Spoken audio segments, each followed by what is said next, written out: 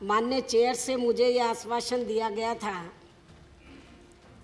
कि श्री रोहित वेमुला प्रकरण में चर्चा के जवाब में सरकार की ओर से आपके इस सवाल का जवाब जरूर दिया जाएगा कि श्री रोहित आत्महत्या के मामले में केंद्र सरकार द्वारा गठित किए गए न्यायिक जांच आयोग में एक दलित सदस्य को रखा है या नहीं रखा है। मान्यवर, मुझे खेद के साथ ये कहना पड़ता है कि मेरे इस सवाल का जवाब मानव संसाधन विकास मंत्री ने सही नहीं दिया। हालांकि जब मैंने 24 फरवरी को माननीय सदन में रोहित का मामला, आप मेरी बात ध्यान से सुनो, बहुत इम्पोर्टेंट मामला है। हालांकि जब मैंने 24 फरवरी को माननीय सदन में रोहित का मामला उठाया था तो उसी दिन मुझे ऐसा लग रहा था कि यदि इन्होंने जांच आयोग में एक भी दलित सदस्य को रखा होता तो इनको उसी दिन मेरे बार बार इस सवाल को पूछने का जवाब तुरंत ही माननीय सदन के सामने रखना चाहिए था, लेकिन ऐसा उस दिन नहीं किया गया। जबकि इस मामले में सच्चाई ये है कि इन्होंने जांच आयोग में एक भी दलित सदस्य को नहीं रखा है। इसलिए संबंधित मंत्री उस दिन इस बात को इधर उधर की बातें कहकर टालती रही और आज भी इन्होंने मेरे इस सवाल का जवाब सही नहीं दिया है, क्योंकि इस मामले में वास्तविकता ये है कि इन्होंने जो जांच आयोग का गठन किया है उसमें एक भी दलित सदस्य नहीं है और जिस अकेले सेवानिवृत्त न्यायमूर्ति श्री अशोक कुमार रूपेनवाल की अध्यक्षता में ये जांच आयोग बना, वह भी अपर कास्ट समाज का है। सिंगल मैन की अध्यक्षता में बना था, वह भी अपर कास्ट समाज का है। और इस बात का सबूत दिनांक 2 फरवरी को मानव संसाधन विकास मंत्रालय द्वारा जारी किया गया इनका खुद का अपना गजट है, जिसके मुख्य अंश में माननीय सदन के सामने रख रही हूँ और इसकी एक कॉपी मैं माननीय चेयर को भी दे रही हूँ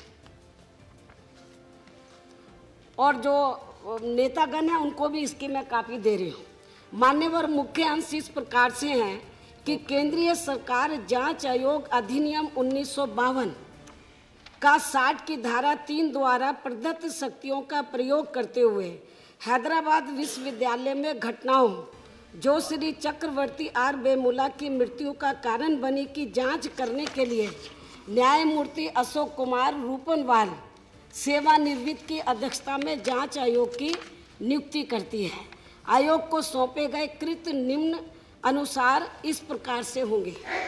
उन तथ्यों और परिस्थितियों की जांच करना जो हैदराबाद विश्वविद्यालय में एक शोध विद्वान श्री चक्रवर्ती आर वेमुला की मृत्यु का कारण बने और इस चूक यदि कोई हो के लिए उत्तरदायित्व निहित करना, विश्वविद्यालय में छात्रों के लिए विद्यमान शिकायत निवारण व्यवस्था का पुनर्विलोकन करना और सुधार संबंधी सुझाव देना।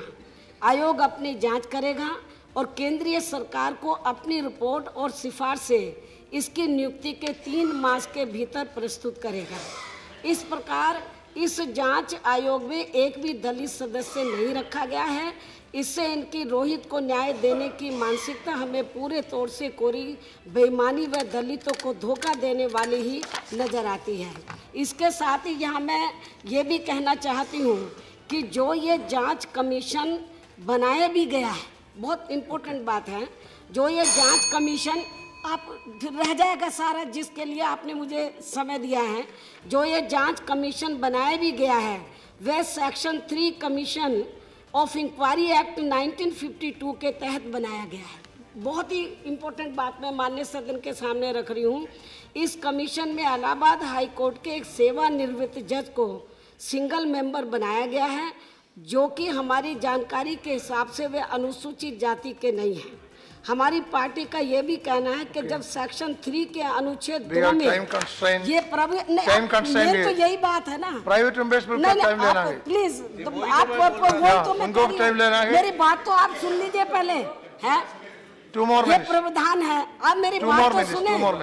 प्रावधान है 2 मिनट नहीं, आप इम्पोर्टेंट बात है, रिप्लाई हो गया। प्रावधान है मंत्री का रिप्लाई हो गया। कमीशन में सरकार मंत्री का रिप्लाई हो गया। एक से ज्यादा, भाई आप मेरी बात तो रखने दो, कि सरकार कमीशन में एक से ज्यादा सदस्य बना सकती है, तो फिर सरकार रोहित के मामले में कमीशन को बनाते समय इसमें एक से ज़्यादा सदस्य बना सकती थी और अब भी बना सकती है, लेकिन सरकार अभी तक भी इस मामले में अपनी चुप्पी साधे हुए है। इससे इनकी दलित विरोधी मानसिकता हमें साफ नजर आती है। इसके अलावा मान्यवर, इस संबंध में मैं ये भी कहना चाहती हूँ, section 3(1) commission of inquiry act 1952 का, जिसके तहत कमीशन नियुक्त किया गया है, में ये जरूरी शर्त रखी गई है कि कमीशन नियुक्त करने का अध्यादेश गजट में प्रकाशित करने से पहले केंद्र सरकार को इस बात की कानूनी बाध्यता है कि वो संसद के दोनों सदनों में एक प्रस्ताव कमीशन बनाने के लिए लाकर उसे पास करवाएगी और उसके बाद ही फिर उसका गजट नोटिफिकेशन जारी करेगी। परंतु इस मामले में केंद्र की सरकार कोई भी प्रस्ताव संबंधित कमीशन को बनाने के लिए संसद के किसी भी सदन में नहीं लाई है और इसके बिना ही सीधे उसका गजट नोटिफिकेशन दिनांक 2 फरवरी 2016 को जारी कर दिया गया है, जबकि उस समय संसद भी नहीं चल रहा था। ऐसी स्थिति में हमारी पार्टी का इस संबंध में ये कहना है कि ऐसा केंद्र की सरकार द्वारा इसलिए जानबूझकर एक सोची समझी, मेरी बात तो सुन लो, साजिश के तहत किया गया है। आप मेरी बात सुन लो, प्लीज मेरी बात सुन लो, किया गया है जिससे कि आगे चलकर ये कमीशन ऑफ इंक्वायरी अदालत से गैर कानूनी घोषित हो जाए और फिर कमीशन द्वारा दी गई रिपोर्ट अवैध व गैर कानूनी करार कर दी जाए। और ये सब केंद्र की सरकार की दलित विरोधी मानसिकता व नीयत को साफ तौर से दर्शाता है। इसके साथ ही हमारी पार्टी का इस बारे में ये भी स्पष्ट कहना है कि ये गैर कानूनी अध्यादेश केवल रोहित की आत्महत्या के मामले को दबाने व ठंडा करने तथा इसके मुख्य दोषियों को बचाने आदि की नीयत से किया गया है, ना कि रोहित को तथा यूनिवर्सिटी में पढ़ रहे अन्य और दलित छात्रों को न्याय दिलाने के लिए। और ऐसा इसलिए किया गया है क्योंकि इस प्रकरण के अधिकांश दोषी लोग आरएसएस के कट्टर समर्थक बताए जा रहे हैं, जिन्हें केंद्र की सरकार अंदर अंदर पूरे जी जान से बचाने में लगी हुई है। इसके अलावा हैदराबाद यूनिवर्सिटी में बाबा साहब डॉक्टर अंबेडकर से जुड़े छात्र संगठन जो को माओवादी बताना, अरे भाई आप सुन तो लो थोड़ा सा प्लीज। इसके पीछे भी हमें केंद्र सरकार व इनके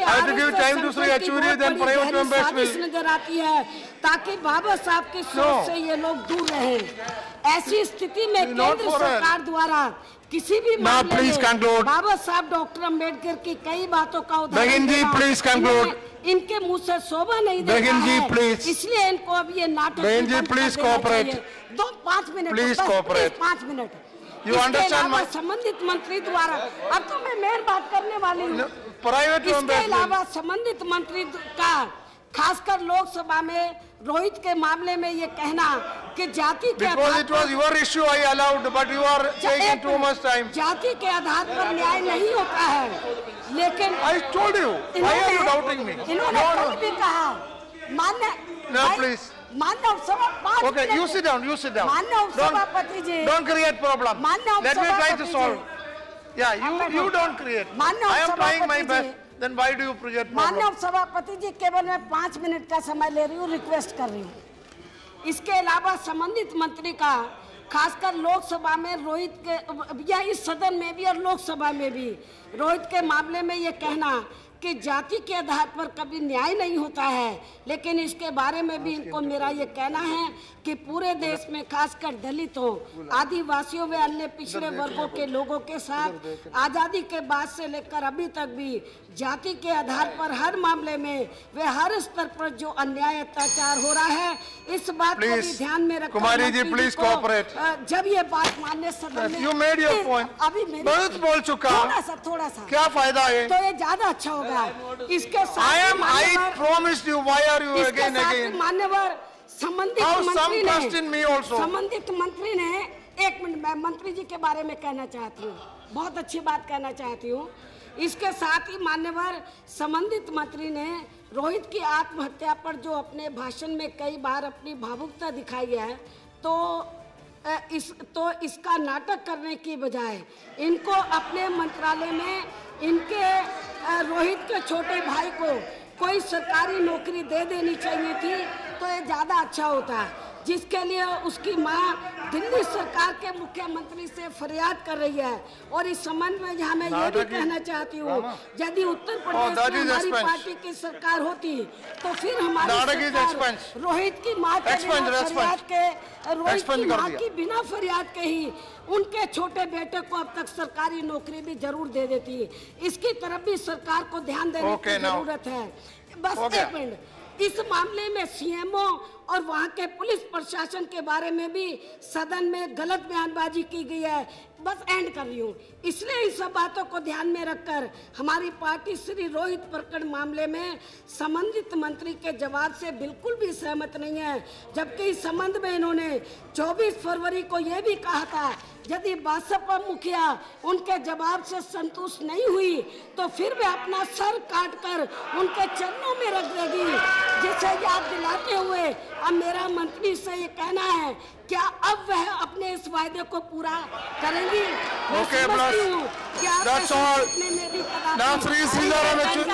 इसलिए मेरा सलाह के तौर पर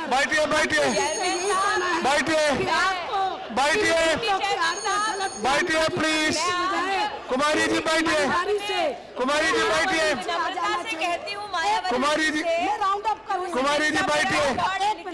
हो गया। मैंने चुनौती बसपा के कार्यकर्ताओं तो ये आपके वर्तमान अगर चाहे बसपा